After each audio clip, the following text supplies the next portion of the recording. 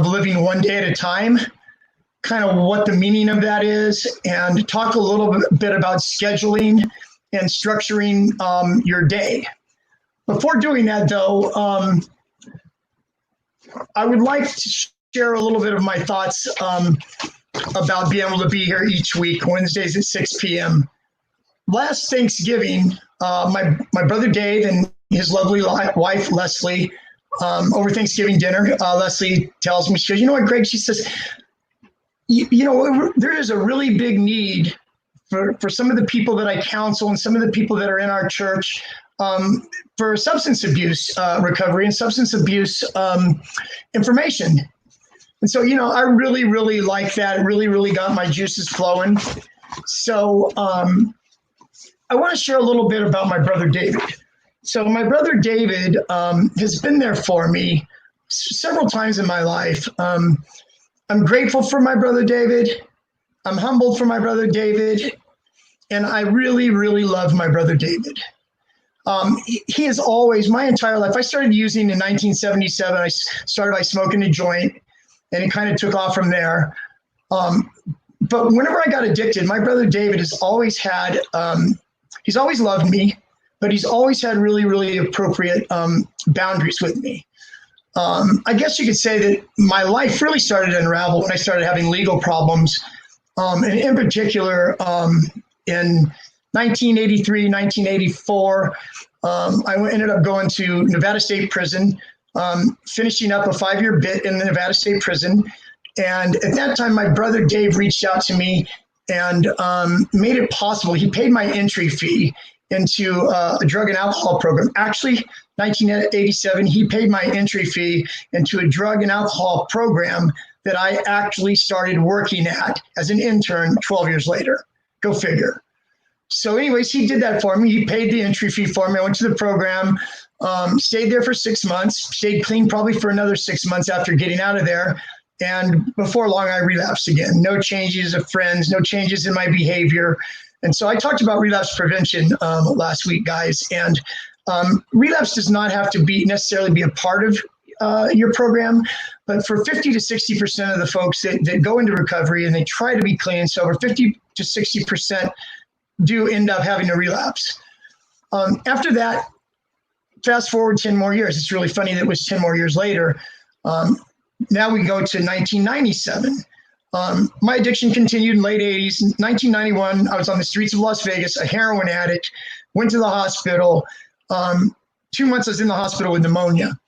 And during that time, I had no life. If I left the hospital, I was basically going to be left for dead. I would have went back out and I would have started using again, no doubt. And so anyways, my mom orchestrated a thing behind the scenes and was going to fly me back home to California where my family, my sister, and brothers and parents were, so I could try to, get my life together.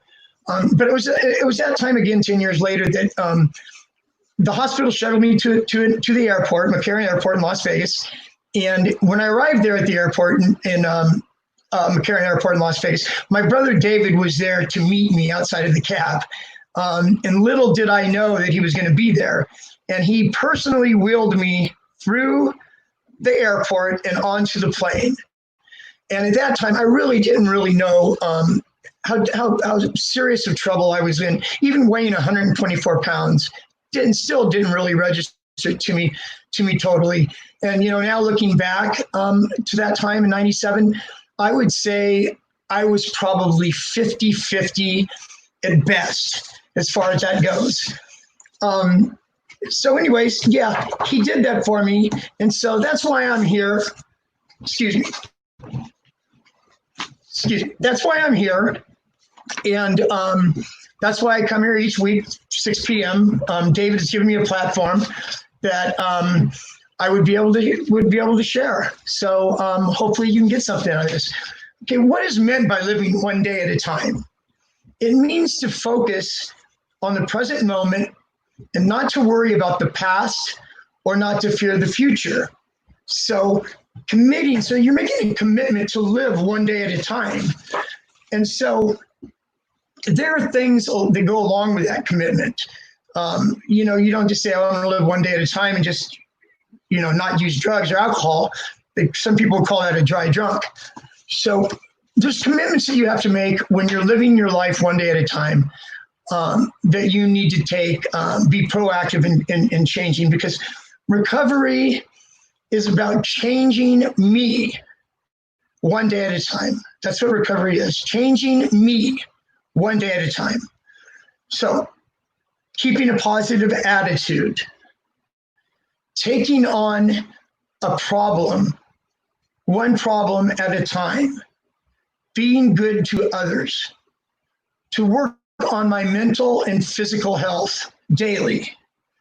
One that I really like, and I do it to this day, and I don't share it because I don't do it to share it, but I'm going to share it anyways because of the value that it has to me and the way that it makes my heart feel when I start off each day. Do one random act of kindness each day for somebody that you don't know, whether it's picking up their coffee, paying for the coffee at 7-Eleven, if it's helping an old lady across the street, putting gas in somebody's car, older lady's car, anything. Use your imagination, and it's just a selfless act is what it is. Do a selfless act. Also, so anyways, besides that, you have to live and follow a daily structured plan, something that is grounded in recovery with different tasks, different activities that you would do as far as composing your day. So this is what I'm asking. I will make available, I'll talk to my brother, I'll make available on the site here within a couple of days. I'll make sure that it's available. It's a daily hourly schedule. So what it is it has, it starts at like 5 a.m. and it goes to 9 p.m. and it's segmented in hours. You can pull one of these off the computer yourself and end up filling it in. So what I do is the night before, day before, whenever it is, I'll sit down at night and I will structure out hour by hour what I want my day to look like. So I could stay on task, so I could have structure, especially for those in recovery, especially early in recovery. A lot of people will get clean, go into the hospital to detox, get clean, go into a residential recovery program. Those programs are hospital, inpatient treatment, and even outpatient treatment in a way. But there's outpatient treatment, there's still a lot of hours that are unaccounted for. So your plan, your daily plan is your structure, and it's very important. This is what should be on your plan. What I have in my plan, these are just suggestions. Okay, I want to say this too before moving on. Recovery is not for people who need it. Recovery is for people who want it. And hopefully I'm talking to some of the people that want it. And for those of you that need it and not are at the I want it stage right now, hopefully you can file this away, for later. Or if you're somebody, a loved one, you have a brother, a sister, a daughter, or a son, or a mate that is struggling with drugs or alcohol, maybe you could take some of this information and pass it on and maybe help your significant other take some steps to change their life. Every single person that decides to be clean and sober doesn't have to go to a inpatient program. They don't have to go to an outpatient program. Some people are all right just going to AA or NA. Not everybody's addiction is that strong, or like mine was. And for those of you that have been using for a while and trying to get clean, you would probably be aware of that as well. Okay, some of the daily activities that I have. First of all, I don't know if you're employed with a job, if you're going to school, if you have no structure in your life right now, a lot of free time. So obviously, if you're in that later category to where you're not working, you don't go to school, and you're just in your full-fledged drinking and using addiction every day, then put something in the comments if I'm talking about you. And I'm here every Wednesday, 6 p.m. Pacific time. I would love to be able to put something together for you and give you some suggestions on how to structure your day, and maybe talk to you about maybe getting into a program depending upon where your addiction is at the time. Okay, guys, so what I do is in the morning, these are some of the things I've done myself, and I'll share a little bit as I go through these, and just give you a personal, excuse me, and just give you a little personal bent on what I did, what worked for me, but also taking into mind that what works for me might not necessarily work for you. But these are just these are suggestions, okay? Because remember, recovery is about changing me one day at a time. And how do I change me? I mean, I can't just say, oh, I don't want to drink or use anymore, and just have a daily schedule and go through it, and not have any kind of like recovery related activities or any kind of like self-improvement activities going on. You're not going to get a lot of growth there. Okay, so to start out with, I said you go from 5 to 8, whatever your schedule is like, whatever time you get up in the morning. Say you get up in the morning at 6 a.m. So maybe make a cup of coffee when you get up, and then from 6:15 to 6:45, spend that time reading some self-help literature, reading the Bible, doing some meditation, self-imagery, guided imagery, just some quiet time to start your day for the first 30 minutes. It can be longer if you like. It could be 45 minutes, an hour. It could be 15 minutes if that is all that you have. So make sure that there's 15 to 30 minutes of that quiet time for yourself. Also, you should put in your daily schedule some form of exercise, some form of moving your body, of moving your muscles, of breathing in and breathing out. And I say 30 minutes, at least 30 minutes plus. 30 minutes is okay, but an hour is better. 30 minutes is okay, but an hour is better. And I don't want the 30 minutes, lifting weights and all that. The 30 minutes needs to be breathing, sweating, in and out, aerobic exercise that gets you sweating a little bit, that gets you engaged in a little bit. And then you can throw the weights and stuff in there too. Okay, also, I would recommend that you put in 30 minutes plus.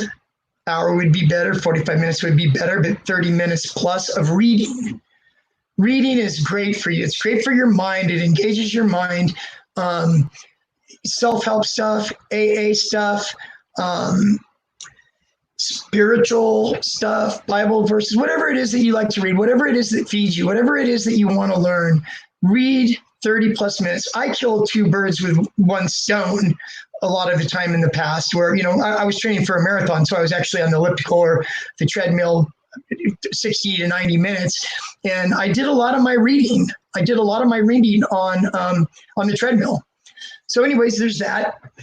So also, this is number one right here in your daily schedule. Even if you're employed and you're working 8 hours a day or going to school, you need to make time every day for one 12-step meeting. It could either be AA or it could be NA. AA is an hour, NA is an hour and a half. It reminds you who you are. It reminds you of where you're at in your life and your purpose, that I am a man or a woman in my recovery right now. And it's an integral part of this structured daily program for you.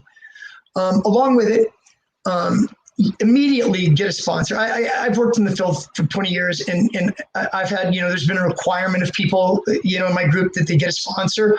And just talking to people in life that are in recovery that need to get a sponsor, you wouldn't believe 3, 4, 6 weeks on, I haven't found the person I like yet. I haven't found the right person yet that I really connect with. Listen, the very first thing that you need to do when you start going to meetings is you need to raise your hand. You need to tell them your name, how much clean time you have, and it's been highly recommended that I get a sponsor. You've heard the term temporary sponsor.